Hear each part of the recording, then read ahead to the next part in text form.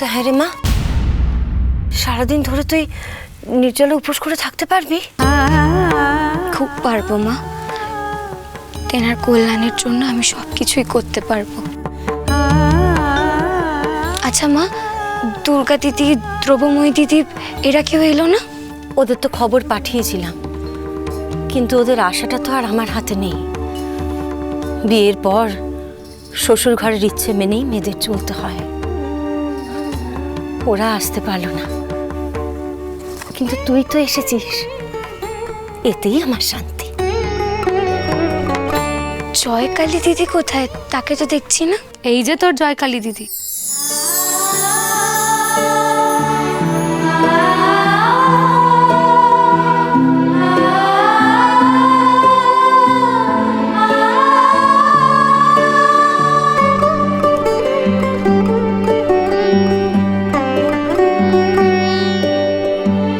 কোথায় ছিলে গো তুমি?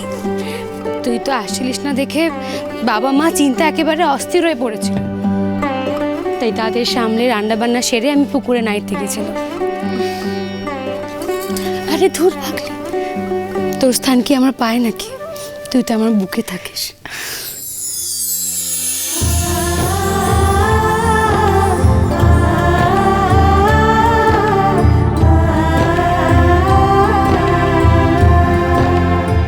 তুই তো আমার বড় আদরের ছোট বোন।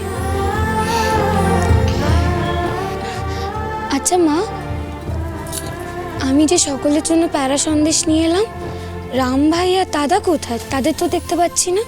কাকা, কাকা, কাকা।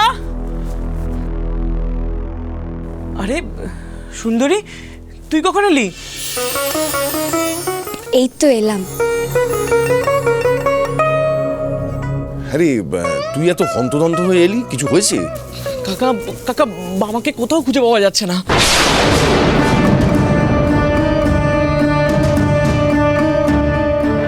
হ্যাঁ গো, আমাকে দেখলে সকল একটাই প্রশ্ন, বাবা কোথায়, বাবা কোথায়?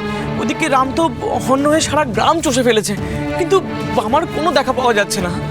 শুনছো শুনছো সর্বেশ্বরের কথা? তোমার বাবা সত্যি খ্যাপা ছেলে, কখন কোথায় যায়, মাথায় কি মতি চাপে, কি বুঝবো বলো? বাবা তো সকালবেলা বললো সে কালীতলার দিকে যাবে, তো এখন গায়ে নেই। ছেলে আমার গেল কোথায়? আচ্ছা মা, তুমি এখনো কেন ভাইকে নিয়ে এত চিন্তা করো? ভাই এখন অনেক বড় হয়ে গেছে মা, ভাইয়ের কেউ কোনো ক্ষতি করতে পারবে না। জানি না, জানি না রে, কেন জয়খালি এখনো এখনো বাবাকে খুঁজে পাওয়া যাচ্ছে না শুনলে আমার আমার বুকের ভেতরটা কেমন ছ্যাদ করে ওঠে, মনটা মনটা বড় খু ডাকে। ঠিক আছে ঠিক আছে, তোমরা কালীতলায় যাও, আমি মামাকে খুঁজে নিয়ে আসছি। কিন্তু আরে কোনো কিন্তু নয়, পুজো শুরু হলো বলে। যাও যাও, দেরি হয়ে যাবে। সর্বেশ্বর চল চল।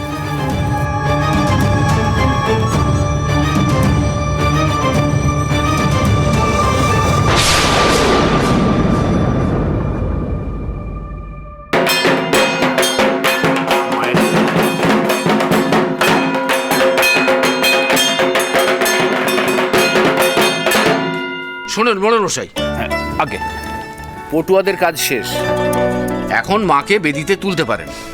আর এখন শুভ সময় চলছে, এই সময়টা শেষ হয়ে যাবার আগেই মাকে বেদিতে স্থাপন করুন। বেশ, তাহলে শুভ কাজে আর দেরি কেন? কেন? যাও, মাকে বেদিতে তোলার ব্যবস্থা করো।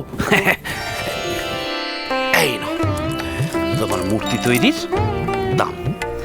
মূর্তি খুব ভালো হয়েছে।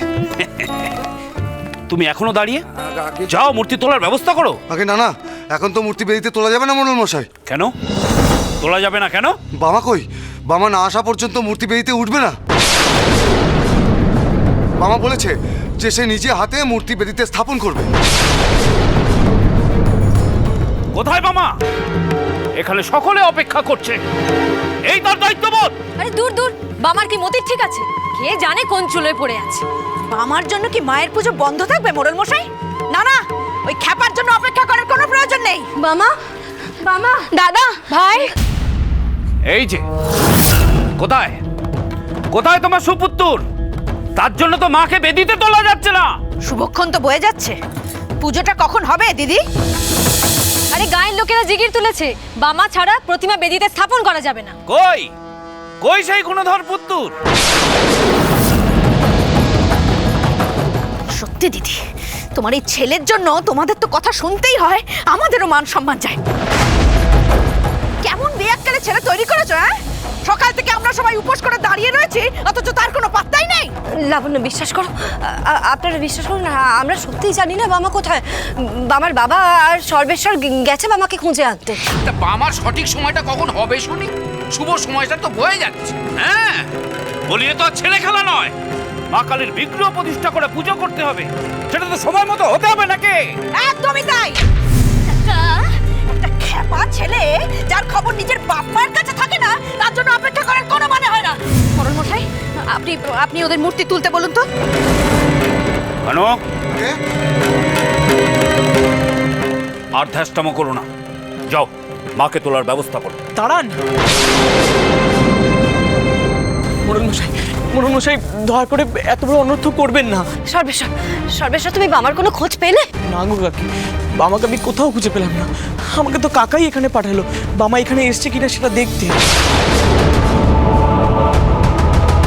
বাবা যখন আসার তখন আসবে।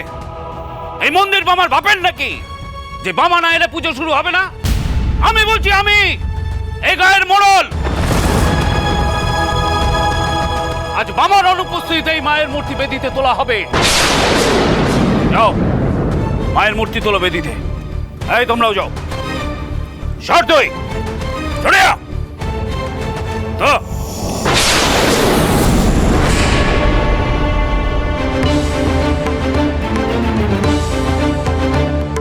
ओम सर्वमंगल मंगल्ये शिवे सर्वार्थ साधिके शरण्ये त्र्यंबके गौरी नारायणी नमस्तुते सृष्टि स्थिति विनाशानां शक्तिभूते सनातनी गुणश्रये गुणमये नारायणी नमस्तुते शरणागत दीनत परित्राण परायणे सर्वशक्ति हरे देवी नारायणी नमस्तुते। দাদারা যে কোথায় যায়? মা, আমার বাবাকে পাঠিয়ে দাও, মা, শিগগিরই পাঠিয়ে দাও আমার বাবাকে। মা, মা গো।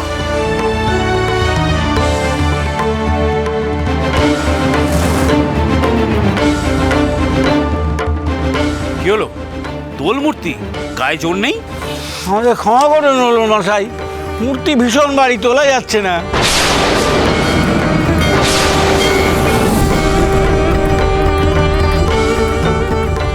সে কি, গায়ে চারজন মিলে মূর্তি তুলতে পারছে? হায় হায় হায় হায়, ওরে মা আমাদের উপর রুষ্ট হয়েছেন, তাই নিজের বেদিতে তিনি যেতে চাইছেন না। কি জানি কি পাপ করেছি আমরা। পাপী তোমরা নও,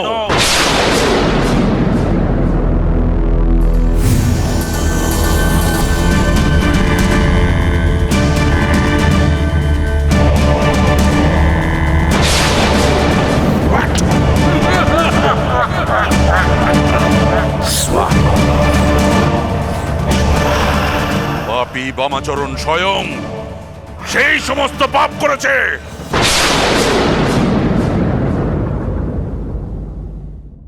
আপনি কি বলছেন? কি বলছেন আপনি? ঠিক বলছি, যতদিন এই ভণ্ড বামা এই গ্রামে থাকবে ততদিন মায়ের মূর্তি কখনো তার নিজের স্থানে বিরাজ করবে না। অমন কথা বলবেন না তান্ত্রিক ঠাকুর। আমাদের বাবা ভণ্ড নয়, শহরবাসীর নয়, সে যা করে মন থেকে করে। না, ওদের ওই ভণ্ড ছেলে বামার মনে না আছে ঈশ্বরের প্রতি ভক্তি, না আছে শ্রদ্ধা। তোদের ওই ভণ্ড ছেলে গুণীজনের গুণকে মান দেয় না। যতদিন ওই অর্বাচীন কুলনাশক ভণ্ড বামা স্পর্শ এই গায়ের মাটিতে থাকবে ততদিন মা তার নিজের স্থানে বিরাজ করবেন না। তাই তো মা হয়েছেন রুষ্ট আর নিজেকে করে তুলেছেন পাহাড়ের মতো বাড়ি। ওম শ্রীং হ্রিং শ্রীং ওম ফট। ওম শ্রীং হ্রিং শ্রীং ওম ফট। আজ আমি প্রতিশ্রুতি দিয়েছিলাম আমার নিজের হাতে মাকে তার বেদিতে স্থাপন করব। সে কথা তো আমাকে রাখতেই হবে ঠাকুর।